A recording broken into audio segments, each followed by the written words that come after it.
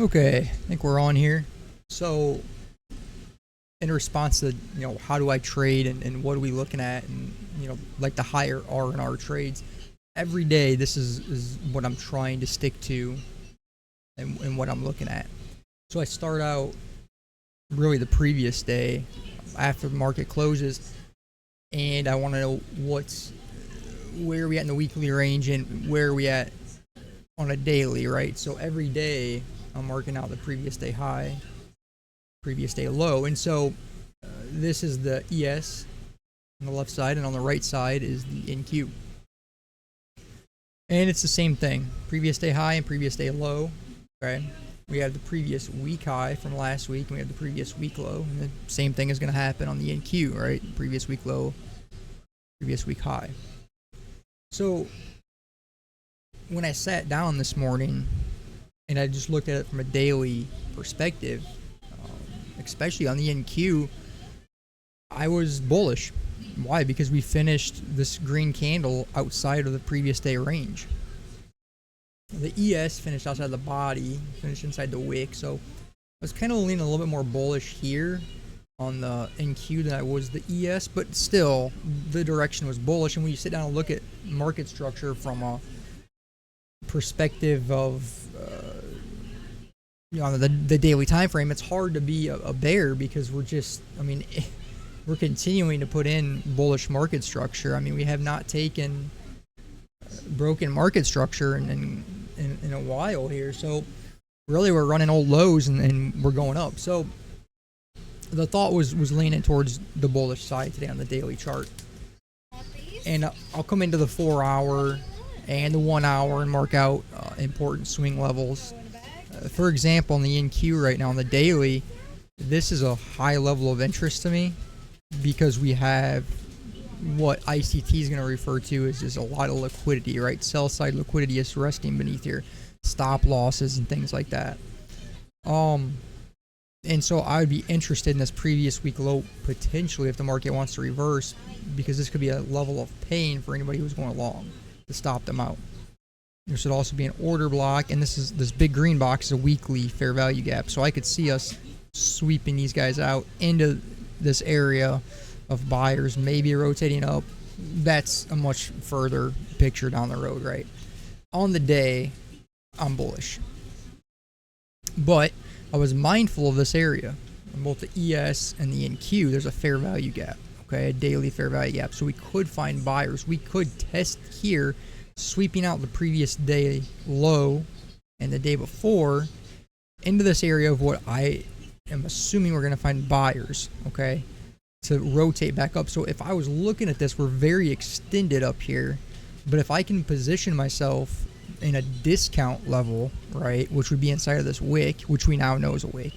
At the time, you're assuming that it's going to be a wick. So if the market gives me an opportunity to get long in here, I will take it. That was my bias on the day. My target was this previous day high, ultimately, like overall. But I knew this level was sitting below us. Okay. Next, I open up the 15-minute. My thinkorswim takes forever to load, and I won't bring this up on. I don't have to bring it up on both of them. You'll get the gist here on the NQ. So I do this every day. Okay. Go back. Where were we at? I believe this was it, right? Yeah. And I mark out the sessions. Okay. Without fail, we mark out the sessions. So Asia, it's going to be the open. And I marked that out until 2:59 a.m. Eastern time. And then from 3 until 8 Eastern time, I mark out London session. So we had Asia high up here. Okay. Asia low came in down here. London low was here. And London high was up here. And it's interesting if you can train your eye to kind of look at some of this stuff, right? We see relative equal highs down here. It puts it in there and it raids it. We have some smooth areas down here, right? And we take it out. And so your eye naturally is still drawn up to here and up to here is a smooth area, right? That could be used to liquidity would be sitting there. That's what ICT would say, right? Okay. And there's the bell. Okay. So anyway, coming to the day, all these session levels are marked out, okay, as well as I had a sell side level down here marked out, which would just be a 1 hour high or low, or a 4 hour high or low. So we had all these levels marked out, okay.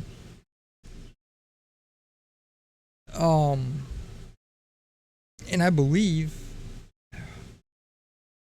coming into the day,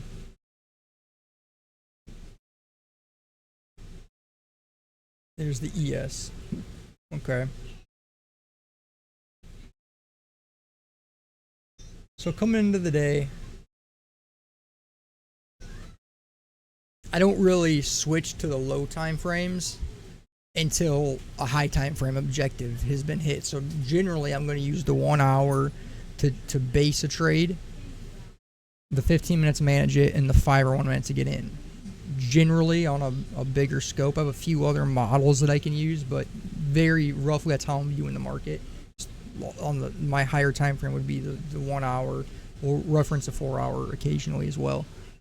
Anyway, we come in and we know already that Asia high has not been taken out.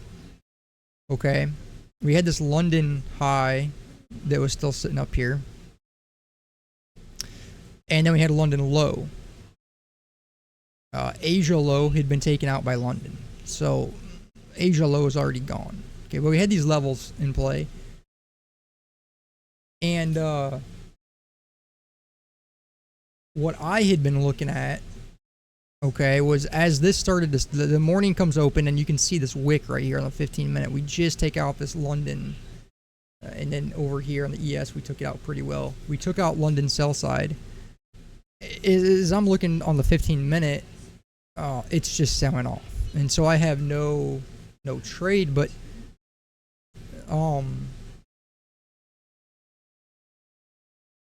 I thought that we had, yes, so this first 15 minute candle to me was pretty interesting, because as you can tell, the first 15 minute candle on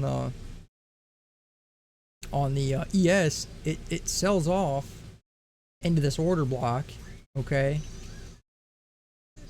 and it goes back up. But the NQ is all the way down here. So at one point, this candle is all the way below this low, and the NQ is still up higher above these lows down here. And that would have been an SMT. That would have been a signal that this market's going to go long. And I came into the day with a bullish bias. I was looking for some way to get long. It wasn't there, right? Because the next 15-minute candle opens up and just dumps on the ES, and it continues to dump through here. So we lose London lows. Now London lows gone. We've already rated a London high, and London took out Asia low. So the only thing that we've got left up here is Asia high, and then these previous day relative equal highs if I'm going to remain bullish, okay? The market continues to sell off in both indices, okay? We take this sell side level out, this 1 hour sell side. We take the sell side out as well in the ES, and we come into this daily fair value gap on both of them. So now at this point, I'm thinking I came in the day bullish, daily market structure still bullish. It is very possible that this does continue to go down. However, we could see a wick form in here. We had that quick sell off, and in my mind, I'm thinking I'm hunting for a possible long in this area, because I know that it's very well possible that we could be taking out a couple of previous day lows and rotating back up, okay? I know, again, where's my liquidity resting on the bigger picture? It's all the way up at Asia high. It's all the way up on this previous daily high as well on both the NQ and the ES. Okay.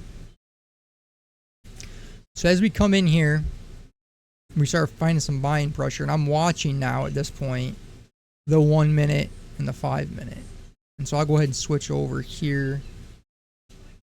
You'll have to give them a minute to get themselves together here. My linear regression channels go wild like this. You see them going up and down, and if you move the screen beforehand, it's not good. Okay, so let me get the ES back here, okay? Here we go. Okay. And then the NQ, we'll back it up. So I'm watching this, just seeing it. Can we find some sort of buying pressure out of this zone? Okay. We were very extended sell off. I'm still bullish. Potentially, can I find some? Well, we come down here and this blue line is the midpoint of the fair value gap. ICT would call it consequent encroachment, whatever. It's the midpoint of it. A lot of the times in these fair value gaps, if you can aim and get that midpoint, you can get a better risk to reward than just taking the top of the fair value gap. Because say your stop obviously is down here, it's better to get in here than it is up here, whatever. But we notice we're definitely finding some buying pressure coming out of here, right? So what I looked at was this fair value gap. This bearish fair value gap was the first thing that piqued my interest. And I can draw it out. You may or may not be able to see it. Okay. So this bearish fair value gap, we trade through it and it becomes inversion. So this is the first signal that's saying, hey, we're going to look at these fair value gaps, right, is like order flow. Okay. So we're now disrespecting potentially bearish order flow. So this is the first signal that there could be a trade setting up here. Okay, but market structure is still clearly bearish. There's really nothing going on yet. Okay. Now, it sells back off. Okay. So nothing going on. But this was the next thing that got me interested. We sell off and we take out this low on the 1 minute. But over here, we sell off and we don't take out this low. In the ICT world, the SMT world, that would be called an SMT, okay? And so this would be a bullish signal for the ES. I mean, it can be a bullish signal for both of them. I guess you can choose. Generally, I would go with the SMT that was put in over here that's in my favor. For some reason, well, I guess not for some reason, I came in on that daily candle on the NQ thinking that it looked better than the ES did, so I was still kind of leaning towards taking a trade on the NQ versus the ES. So what happens, we end up rallying, okay? We reclaim this inverted fair value gap. We put in a very small fair value gap here. But right here, bam, this candle, market structure shift. Now, I'm not going to pull up the 5 minute on here. I have trading view open with the 5 minute just so it's a little bit maybe easier to follow me. This is the series of 1 minute green candles, okay? And so we come up, and with this, what do we have here? There is a bullish 5 minute fair value gap. So now we have an SMT, okay? And you can see that here, right? SMT, take the low on the NQ. Don't take the low on the ES. Okay, so we have a bullish SMT. We have a 5 minute fair value gap. We have an inverted fair value gap on the 1 minute. And we have a new bullish fair value gap on the 1 minute on Thinkorswim. So my thought on this was mainly here, trading view. Okay, again, this line, here's the fair value gap. This line is the consequent encroachment. I would like to get in here, and then my stop has to go to the low, okay, because that's when my trade is invalidated. You take out that swing low, my long thesis is no longer there. So we pull in here, and as this candle finishes back up, we dip in this fair value gap, and I don't quite get consequent encroachment. That happens a lot. So on over here on the 1 minute, this is kind of how that played out. This was the pullback on the 5 minute, looking at it on the 1 minute. As we pull back and I see when I'm not going to get my consequent encroachment, we're kind of just hanging out above this fair value gap. I go ahead and I take my first long, okay? I take my first long, my stop loss goes to the swing low. I have 2 micros, okay? Now, my targets, without getting too crazy, right? They were pretty clear.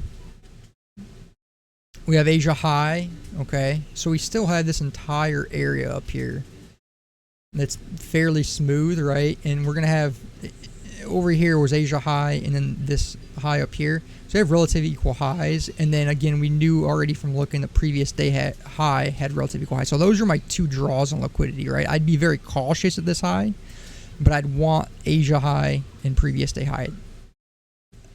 Dee Anthony's probably rolling over right now because that is an extensive move, thinking you're going to get in here and you're shooting essentially for the stars.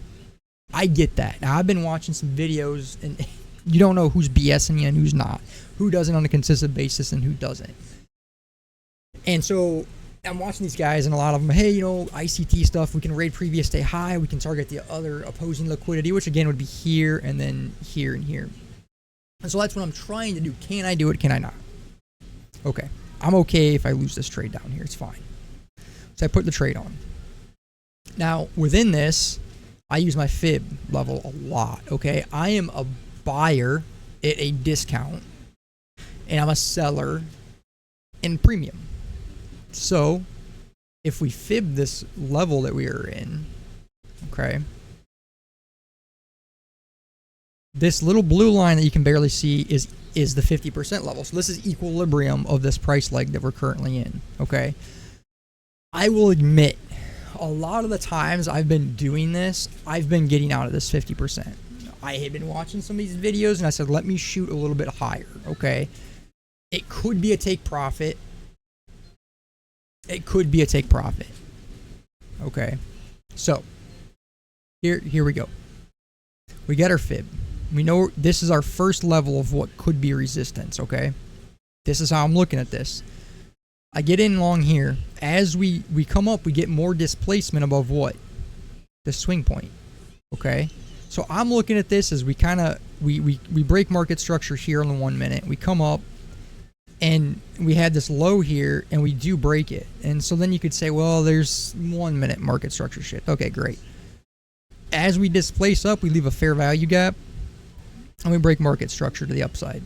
I'm interested because we're coming out of this 1 minute structure. We're coming out of a daily fair value gap of buyers. We're coming out of a 5 minute fair value gap of buyers. Okay, so I'm seeing, to me, that there's a lot saying, hey, we need to go long here. So, again, some of these things that these people have been explaining that they do is they add into these positions, they scale into them to try to, obviously increase their profits. So as we had this fair value gap, okay, I'm like, hey, if we can come back into here, we broke structure, I'd be interested in adding to this position. My stop is down here still. Okay, we come up and we don't quite come back down, but as we were coming down, I did kind of FOMO into this a little bit, and I added 2 more micros. So now we're 4 micros long, but I moved my stop from here to here. It's aggressive because you could definitely get taken out of this trade, and you take a loss, and the trade could still work out. I added to it. I moved my stop here. It rallies very nicely straight in to this level in the equilibrium of the price range. This could reverse from here, and it just consolidates, right? We enter into this consolidation, and I'm telling myself, so at the most I get up in this area, I'm up about $400 on these 4 micros, and I'm telling myself, I'm sitting here saying, hey, this is a good day, okay? And down here, I believe we were risking, I'd have to do all the math. I want to say we were risking like $200 maybe down here. That seems right, about $200. And then up here, I think we were at 178. So I'm telling myself, you're risking $178 right now, and you're up 400. It's like, that's like a little better than a 2-to-1. This could reverse, but I kept telling myself, like, I see this daily wick forming in my head. This is going to keep going. These are our next liquidity levels. Just see how this plays out. So I said, I got to at least set my stop to break even. I'm not going to let $400 turn into a losing trade. So I do that. And we sell off. And right around 180 ish, I believe, was it's in this fair value gap right in here, was where my average was from adding, and it hits it, and it just barely hits it. It actually would not if I'd have left my stop in down here, or right here. I don't think. Oh, it did just get hit, didn't it? Yeah. So I would have just gotten tagged out on that. Oh, that would have sucked. Anyway, so I ended up hitting break even on this trade, and as this was coming down, this is what I was watching on the ES. Okay, it was this. This had me very worried. This entire area, because it's ICT, or at least I understand it. This is low resistance liquidity. There's just all sorts of pools of liquidity sitting around here, and I guess the same thing would be the upside, but it looked a lot better to the downside. If I'm bullish, what are we gonna do? We're gonna come out of lunch and we're gonna raid the downside and we're gonna go up. That was my thought, and so as I got stopped out on this, I wasn't surprised to see this happen. Okay, so now I was break even on the day after being up $400.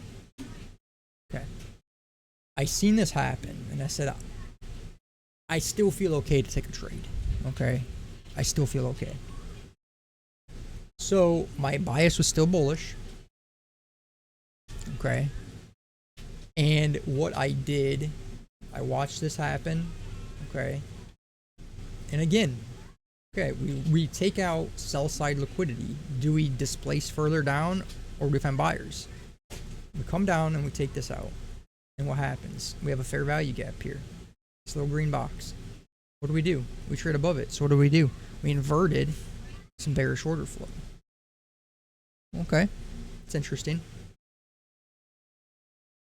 So, and I believe we put in another SMT. I could be wrong, because I think this was this price leg. I'm almost 100% sure this was that price leg. And so you can see again, what do? Here's the low. We sweep it here. We don't do that. We don't do that over here. So there's another bullish SMT, and this is inside of that daily fair value gap again. I'm still leaning bullish. Invert this fair value gap. And right here, we have a break of market structure. Okay. So I did FOMO into this. I wanted to get in further down here. And I believe that I got in here somewhere thinking that as we broke this market structure, we were going to break out.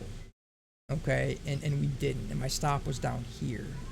As this candle finished down here, and it took out my inverted fair value gap, I thought this is going to take this low out for sure. Okay, and I was just going to be wrong on the day. I stopped myself out, and I believe I was down $150.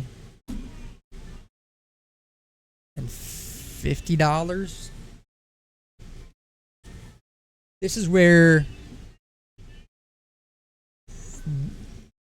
This is probably the most frustrating thing I think that I've been running into lately, is that I was up $400 and I didn't take it.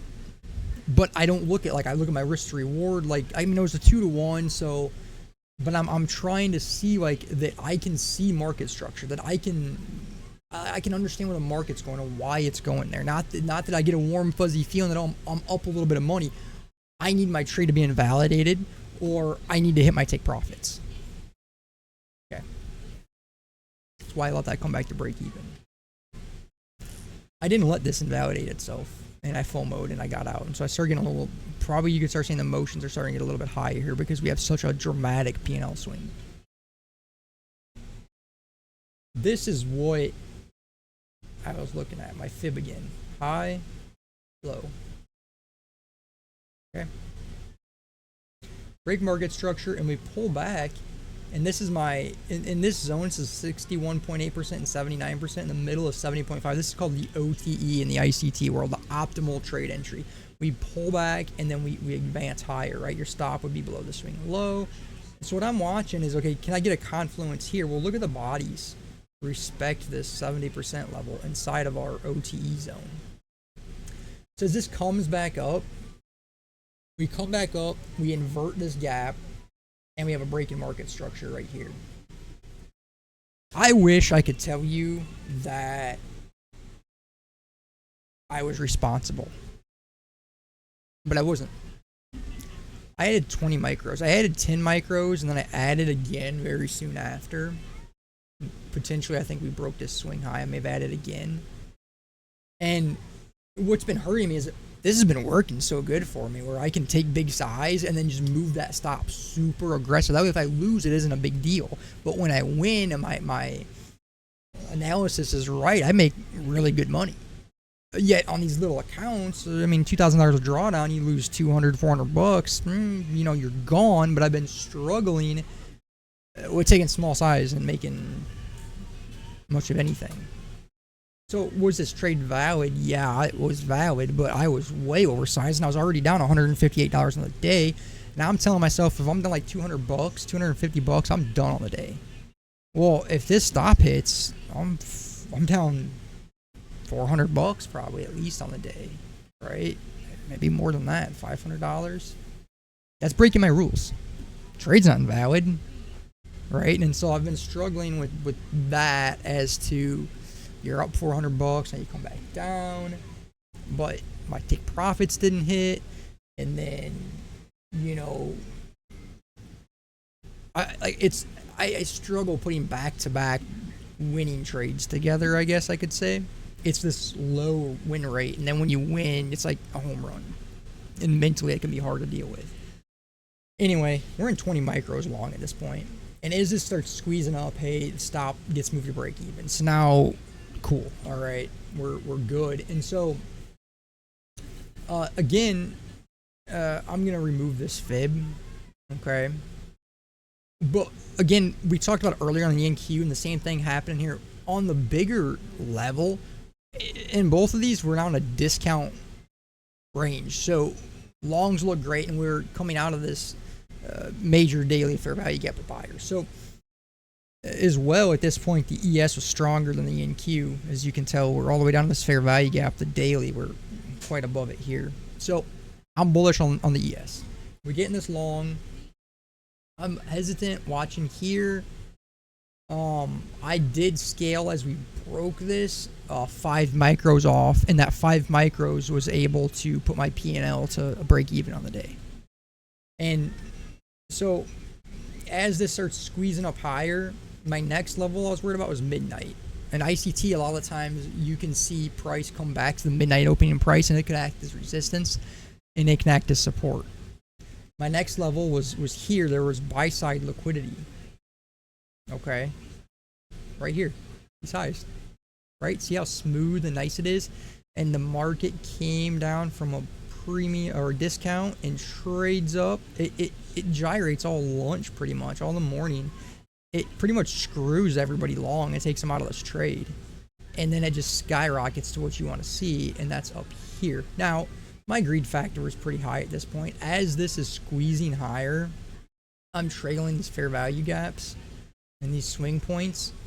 So, yeah, I ended up, I took 5 off, so we had 15 left. And then I took another 5 off here at midnight. We had 10 left. And then as we took this buy side liquidity out, they're scaling off. And I wanted this. I really wanted to see, could it get crazy and take this out? But I didn't figure, we were already so late in the day, that was going to happen. I wanted this as my last take profit. And what I did is I continued to scale this up. So we had this big fair value gap here. My stop loss was sitting here. So at most, I was up, after I've been scaling out, I had $800 up here live on the money table. And then down here was 600. But up here was like 500. So I guess I was looking at it, am I willing to risk 200 bucks to make 500 in the trade? I still was. I was still bullish. And unfortunately, we came back down after taking a major level of liquidity out, and we sold off, which is to be expected. I was hoping we were going to go up here and take it out. But this is the frustrating part for me, because watch. Move it over. It does take it out. My targets were right. But, I mean, look at the pullback you had, right? So, yeah, I mean, like, I can come into this, okay, and I can totally see where it's like scalping is great, because if you're scalping this, you're making a bunch of money. My problem is that if I start scalping, I won't stop. I mean, I'll start playing candles almost. I don't know where to really get in or get out. Or, like, if I'm going to play a 20 play, I want to use the low of the candle or the high of the candle as a stop loss. And, you know, a lot of times the problem with that is, you know, 5 minute, I mean, it's like, what am I going to do? Risk $100 or $200 or whatever? and then I'm going to shoot for like 20 or something. It's like I don't like. I think all those setups are great. I mean, I've done the orb trades, but my problem, I guess, is always the same one. It's like I linger in trades. I mean, you can see. I mean, I'll let something run to the point of nothing, right? And that's how I feel comfortable trading. And so it comes out in targeting a lot bigger things. And so it can be mentally exhausting. I mean, I was that NQ trade, I had to have been up 50 points on it, and I didn't take anything off of it. And so I don't know the NQ trade. I mean, if I took my first scaling here at equilibrium and got out, there's 50 points. There you go. But I don't look at things as points. I look at things as where's liquidity, where's the market reaching, premium and discount, right? What are we in? And it's not like based off of points. It's based off of where should the market reach. And it can be hard. I mean, you asked, is this strategy giving you payouts?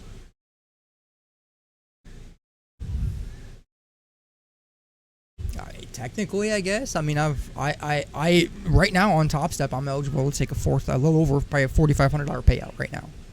Today, I could take it. I took out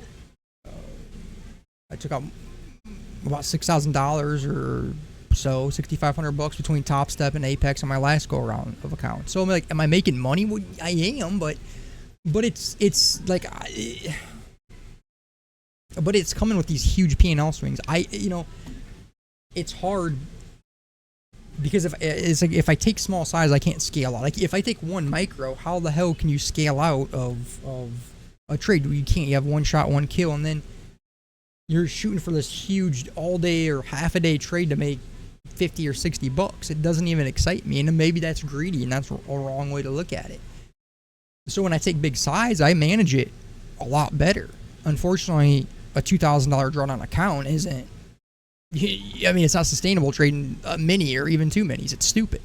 Yet, that's where I'm making my money. So, and I'm always looking for like a minimum of a 2-to-1. You can say, well, earlier, hey, you hit that 2-to-1. Well, if I wouldn't have added to that trade, I never would have hit a 2-to-1. And even on that NQ trade, right? Like you're up $400. That's awesome. But I risked 178 here, right? And the market easily could have just. I mean, how easy would it have been to shoot down, 15, 20 points and run your stop loss? Now I'm down $178. I'm down pretty much on my max loss on the day, and I've been having a hard time of stopping there. I mean, I've had.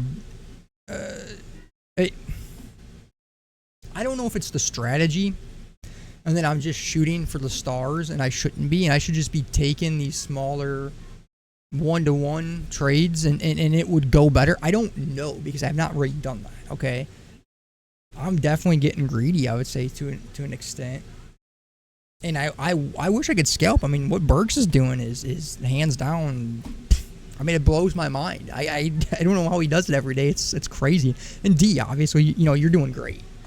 And I feel like I'm sitting here struggling. It's like everybody's sitting here, whether it's these guys I watch do ICT, which again could be through the lens of BS because you don't know what's real and what's not. At the end of the day, we just think we all know each other. Okay, but obviously, I believe Dean, I believe Burks, I believe everybody in our room. Okay, I'm talking about the YouTube traders. But I don't know. I don't know if what I'm doing is sustainable. Can I have some freaking awesome days? Yeah. And then do I have really horrible days? Yeah. And was today awesome? I mean, I don't. Like, to me, it really wasn't, because I was up $400. I let it come all the way back to break even. I took nothing off of it. Then I took a $150 loss, $50 away from my max loss limit, put a $200 risk on, or whatever it ended up being. And if that would have done against me, instead of having this awesome day today, I'm having a horrible day. So maybe it just comes down to risk management. But I guess what I'm saying is I find it hard to find consistency. It's like loss, win. So without almost getting lucky and taking some of these trades where it's like the big winner, you got lucky on, offset all the losers, you don't see that consistency. Maybe you're doing Burks where you're just posting $200 every day, right? Like, there's a lot of stuff that could be hidden inside of a daily P&L, or like, I mean, even the top step stats can still hide a lot of stuff. I mean, it's not that they're not helpful, but I could go on there and just say, hey, every day I'm winning, or well, I made $700 yesterday, I made $1,000 today. But it doesn't mean, I don't feel like it means that you're doing good. I mean, are you doing stupid stuff? And my risk management is obviously horrible. I mean, it didn't used to ever be like this, but it's because it's like I'll risk $100 on a trade, and it's like, oh, there's a loss. Risk another $100. Oh, there's another loss, and then by God, the trade ends up working out, and then, or if it does work out, you get up $50 or something, and then it runs your stop. So finding consistency in doing this, I don't know. But it hurts my brain because I want to understand how the market works. Why does the market work? But I want to find like regular consistency, not just these huge swings where, like, I don't want to be up against my max loss limit every day, but I feel like I am. But when you trade with a 50-point stop loss, I mean, one micro is $100, and how the hell do you scale out of one micro? You don't. So, yeah, like, that's what I'm caught up on, and then you get these bigger prop accounts. Well, my God, you have to make so much money in them to even pass them, where maybe more drawdown, more wiggle room would be okay for me, but I think that the bigger prop accounts are set up even harder to take a payout out of. So, obviously my risk management, it needs some work. But I question this every day. I mean, I really do. I mean, it's so subjective. Yeah, I was right. It came out of that gap today. Could have been wrong, So it's like, I feel like all these guys just post, like the YouTube ICT traders just post all their wins. It's like, well, show me your losses. And who the hell's really making money and who's not? I don't know. It's hard. I mean, it's a lot easier to trade orbs and stuff. Like, say when this thing was shooting down this morning, it's hard for me to just say, oh, let me just get short. Well, where's my stop loss at? How am I managing my risk? Right? Like, I mean, this keeps me a little more patient. But the win rate is not great, Or, like, I could take 5 micros or something and just try to get those quick, Say you got in, whatever it was over here, and okay, with this swing high I'm getting out, maybe this swing high I'm going to get out, and tighten everything way up, and maybe that's what I should be doing. I don't know. I know what I'm doing is I can show you guys some sweet daily P&Ls, and then I can show you some horrible P&Ls, but I don't think I can show consistency. And honestly, that's why, like, I mean, I had all those Apex accounts, and I could never get a payout out of them. I got one payout. They actually sent me a message and told me, hey, we didn't even, or I sent them a message because everything was copy traded. They paid out on 2 accounts, and 1 account they didn't pay out on. And I said, well, how the hell is that? They were all copy traded. And they looked, and they actually told me this, oh, and you shouldn't have been paid out at all. But you can keep the money. But they told me that your accounts will now be scrutinized very heavily now on your next payout. And, I believe they denied a payout after that. But their risk rules, I can't stay within. I don't. I mean, I blew $5,000 cushion up in a day. I mean, it's emotions. It's stupid, and it's watching a lot of these trades where it's like, oh, hey, and then you lost, and it's hard to kill the greed. It's hard to. It's like when you get into like a good streak, it's easy when you get in tune with the market, But I want to get in tune with scalping and doing well at it. But I'll get into it and I'll linger. Oh, well, there's this level up here that, I really struggle with that minus risk to reward. Yet you guys make it work, and I have high risk to reward trades, but most of them don't hit. So you just wreck your mental capacity a little bit. So I try to sit down and do the same thing every day. And maybe if my risk management, then that's not even hard to me. I know what I should be doing. I have a plan. And then I take a loss. And I'm like, you know what? Let me just take one more. Yet you get rewarded for it because I'm up $1,000 today. If I would have stopped, I'd have been down 158, knowing that I was up 400 on the day. And you go into tomorrow with that. So I don't know. I got a lot of stuff to work on. But that's what I do every day. I look at the daily, previous day high, previous day low, session liquidity, swing high, swing lows, right? What's our market structure? And I look for one of those areas to get rated and then trade to the opposing side. Where is there pain in the market? Where, you know, I mean, I think Viral, maybe she had even said something today on it seemed like it had been in this area where she was short. I mean, that's essentially what happened, right? You think, oh, the market's going to sell off. But they're just taking, essentially, the way I look at this is they're just running stops down here. And then you look for that inverted fair value gap. You look for a market structure shift. You look for that OTE if you can. Also, in the bigger picture, are we in premium or discount? And you trade the opposing liquidity. Right? We took this liquidity out. We traded this liquidity. And we traded all the way up to these relative equal highs. Now, I will stand by it if you guys will mark out and pay attention to areas in the market. Look, this is a relative equal high and low right here, right? If you figure out those areas, just mark them on your chart. I'm not saying you have to take a trade straight to them, but you can go see the market draw to those areas a lot of the time. That's why I believe, since they put these relative equal highs and lows up here, wherever, I can't go all the way back, I guess. Take forever. But look at how nice this is. Look at how nice this is. It didn't take it out. I don't think that we're done seeing all-time highs yet. I mean, I think this price signature to me is telling me that we're going to take this out. I can't tell you when it's going to happen. I mean, the ES almost looks like it's primed to tomorrow. I don't know.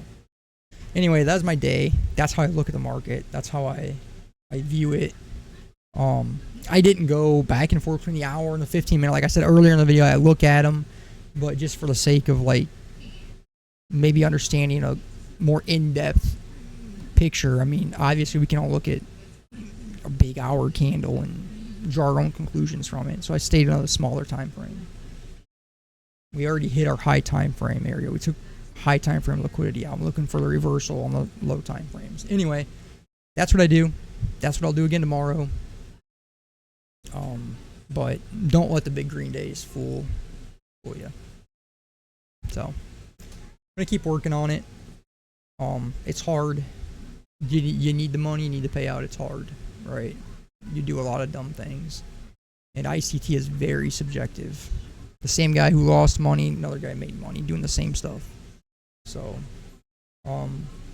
it would be cool to like have these setups and make them into scalps, but it's again, I feel so much more comfortable holding stuff than I do just getting in and out quick. So, anyway, but my win rate suffers from that, and potential profitability long term could very well suffer from that, because the odds of you calling the market every day consistently is very tough. Getting into a short time frame scalp is a lot quicker to make money and not lose.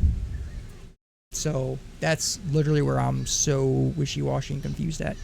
This video is quite long enough, so I'm signing off. I'll catch you guys later. Bye.